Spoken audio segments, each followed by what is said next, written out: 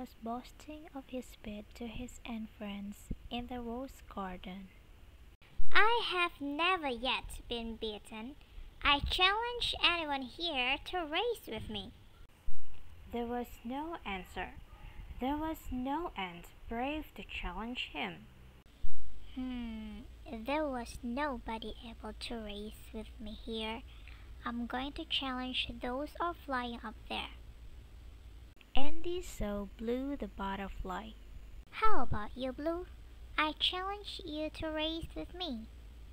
No, thank you. Are you afraid of me? Not at all. I enjoy flying up on the air. I can run down the lane. But I can be the jury for your race. Please find someone in your size and your speed, Andy. Andy saw Daisy the dragonfly. How about you, Daisy? I challenge you to race with me. Are you afraid of me? Not at all. I enjoy flying up on the air. I can't run down the land, but I can be the jury for your race. Please find someone in your size and your speed, Andy. Andy saw Benny the bee. How about you, Benny? I challenge you to race with me. No, thank you. Are you afraid of me? Not at all. I enjoy flying up on the air. I can't run down the land, but I can be the jury for your race. Please find someone in your size and your speed, Andy. Andy the ant shouted and said, I have never yet been beaten. I challenge anyone here to race with me. Suddenly, Andy heard somebody else shouting loudly from distance. Wait! Wait! There was Shirley the snail walking very slowly down the path in the roses garden. I don't want to challenge you, but I'd like to learn racing with you. Wait for me.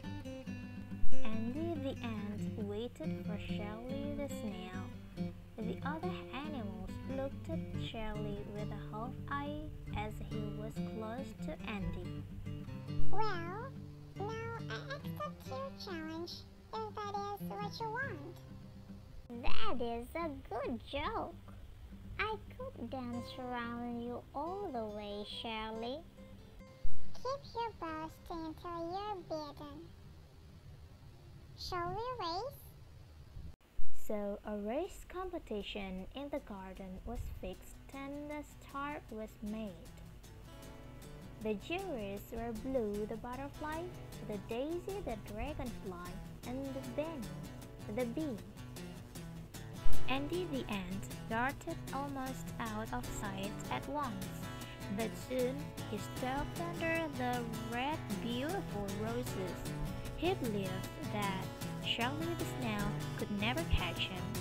He lied down by the wayside to have a nap. Wake up, Andy. Keep running. Blue the butterfly woke him up and reminded him to race. Unfortunately, Andy said, Thank you, Blue. Don't worry. Nobody will beat me. Andy lied down and slept again. The butterfly left him, flew over through Shirley the snail and the spectators, and stopped nearby the finish line. Meanwhile, Shirley the snail never for a moment stopped. She went on patiently with a slow but steady pace right along the race lane. She heard, Shirley, Shirley, Shirley, come on, keep running. The spectators were enthusiastic to motivate Shirley.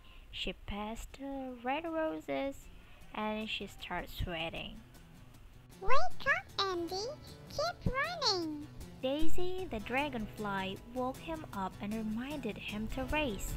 Unfortunately, Andy said, Thank you, Daisy.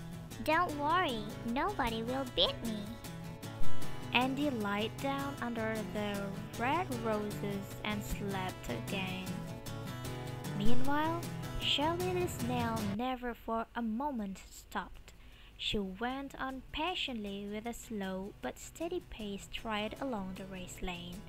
Now she passed the pink roses. She was more sweating. Wake up, Andy. Keep running. Benny the bee woke him up and reminded him to race. Unfortunately, Andy said, Thank you, Benny. Don't worry, nobody will beat me. Andy the ant lied down under the red roses and slept again. The dragonfly left him, flew over through Shirley the snail and the spectators, and stopped nearby the finish line. Meanwhile, Shirley the snail never for a moment stopped. She went on patiently with a slow but steady pace straight along the race lane. She heard, Shirley, Shirley, Shirley, come on, keep running. the spectators were enthusiastic to motivate Shirley. Now she passed the yellow roses. She was very tired, thirsty, and hungry, and full of sweat. Wake up, Andy, keep running. A few ants woke him up and reminded him to race. Unfortunately, Andy said, Thank you, guys. Don't worry, nobody will beat me. Meanwhile, Shirley the snail never for a moment stopped. She went on patiently with a slow but steady pace straight to the end of the race lane. She heard, Shirley, Shirley, Shirley, keep running, you can do it. the spectators were enthusiastic to motivate Shirley. Now she passed the orange roses.